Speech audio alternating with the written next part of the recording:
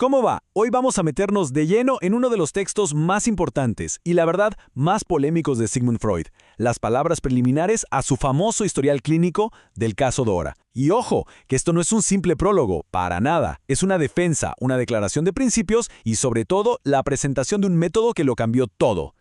Bueno, arranquemos con la pregunta que es el nudo de todo esto. A ver, pongámonos un segundo en la piel de un médico a principios del siglo XX. Tiene entre manos un descubrimiento que puede dar vuelta para siempre cómo entendemos las neurosis. Pero claro, hay un temita. Para demostrarlo, tiene que publicar los detalles más privados, más íntimos de la vida de su paciente. ¿Qué haces en esa situación? Este es el dilema central que enfrenta Freud. Para entender cómo Freud se mueve en este laberinto, vamos a repasar los 5 puntos clave de su argumento. Primero, el dilema ético que se le presenta. Segundo, su defensa como pionero. ¿Cómo se ataja? Tercero, el nuevo método que está presentando en sociedad. Cuarto, el rol fundamental, pero fundamental en serio, de los sueños. Y por último, vamos a ver por qué él mismo llama a este laburo un fragmento. Empecemos entonces por el corazón del conflicto. Estamos hablando de un dilema ético que, en ese momento, no tenía antecedentes claros en el campo de la psicopatología. Era terreno nuevo.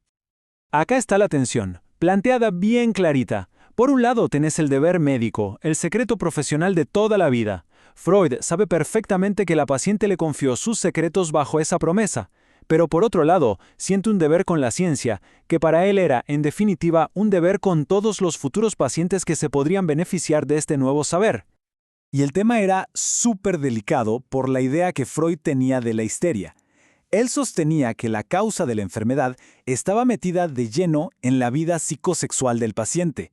Así que para explicar el caso Dora tenía que, sí o sí, exponer sus deseos más secretos, los más reprimidos. No había forma de gambetear eso. Y entonces, ¿qué camino elige? Lo deja clarísimo con esta frase. Lo que es tremendo acá es la fuerza que tienen sus palabras. Para Freud, callarse la boca no era ser discreto, era directamente un acto de cobardía. La obligación con la ciencia y con la humanidad, para él, estaba por encima de la obligación con un solo individuo, siempre y cuando, claro, se pudiera proteger a la paciente de cualquier daño directo. Ahora bien, una cosa es la justificación en los papeles y otra muy distinta es llevarla a la práctica. Pasemos al segundo punto y veamos cómo Freud se defendió de las críticas que él sabía que se le venían encima como un malón. Freud no fue para nada un improvisado, Armó toda una estrategia muy metódica para proteger la identidad de Dora. Primero, eligió un caso de una ciudad chica, lejos de los círculos de Viena. Segundo, y esto es clave, guardó el manuscrito en un cajón durante 4 años.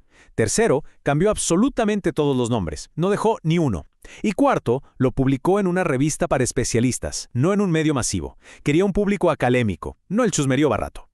Además, se ataja una crítica muy particular. Él sabía que muchos de sus colegas iban a leer el caso no con interés científico, sino como si fuera una novela con clave, ¿viste? Tratando de adivinar quién era quién en la vida real. Freud les avisa, casi con desprecio, que ni con este ni con futuros casos iban a poder satisfacer esa curiosidad medio morbosa. Pero estas palabras preliminares son mucho más que una justificación ética. Freud aprovecha para presentar un cambio fundamental en su forma de laburar. Vamos al tercer punto, el nuevo método analítico. Esto es un giro de 180 grados en la técnica psicoanalítica. En la época de estudios sobre la histeria, la técnica era más directa. Se agarraba un síntoma y se lo atacaba hasta resolverlo. Ahora, con Dora, el método cambia por completo. Se deja que el paciente marque la cancha. El analista arranca desde donde el inconsciente del paciente le propone en cada sesión, sin un plan fijo. ¿Y por qué este cambio? Freud es categórico. La nueva técnica es muy superior. Sostiene que es la única forma de meterse con la complejidad enorme, con la estructura fina de la neurosis. En vez de mirar un síntoma solito y aislado, este método permite ver cómo está conectado con un montón de recuerdos, fantasías y momentos de la vida del paciente. Para que esta nueva técnica, que es mucho más libre y asociativa, funcione, hay una herramienta que se vuelve la protagonista absoluta. Y eso nos lleva de una a nuestro cuarto punto, la llave de los sueños. Miren qué datazo este. El título que Freud había pensado originalmente para este texto no era el que conocemos hoy, sino Sueños e histeria. Esto te lo dice todo.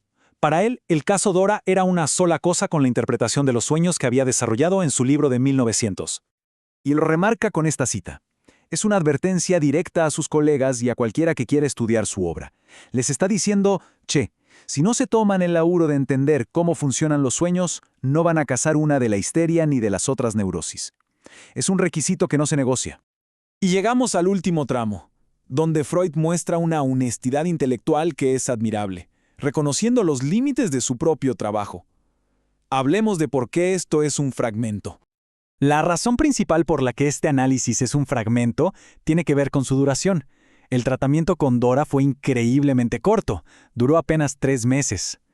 Esta brevedad fue un arma de doble filo. Por un lado, le permitió a Freud recordarlo casi entero para escribirlo, pero por otro, fue el motivo central de que quedara inconcluso. Por eso lo llama fragmento de análisis. Él mismo admite que el tratamiento lo cortó Dora antes de llegar a la meta que él se había propuesto. No nos está vendiendo un caso de éxito rotundo y cerrado. Todo lo contrario, reconoce que quedaron preguntas en el aire y misterios sin resolver. Y la analogía brillante que usa para cerrar su defensa es esta. Se compara a sí mismo con un arqueólogo que encuentra ruinas valiosísimas, aunque estén incompletas, mutiladas. No tiene la estatua entera, pero las piezas que encontró son tan reveladoras que siente el deber de mostrarlas, aclarando con total honestidad qué partes son originales y cuáles son reconstrucción suya. Es una declaración de rigor científico impresionante. Y así Freud nos deja picando una pregunta que, más de un siglo después, sigue completamente vigente en la práctica clínica y en la investigación. La misma que él tuvo que responder para poder publicar este caso, que fue fundamental. En esa tensión entre el saber y el individuo, ¿dónde se pone el límite? Una pregunta que queda abierta, para seguirla pensando.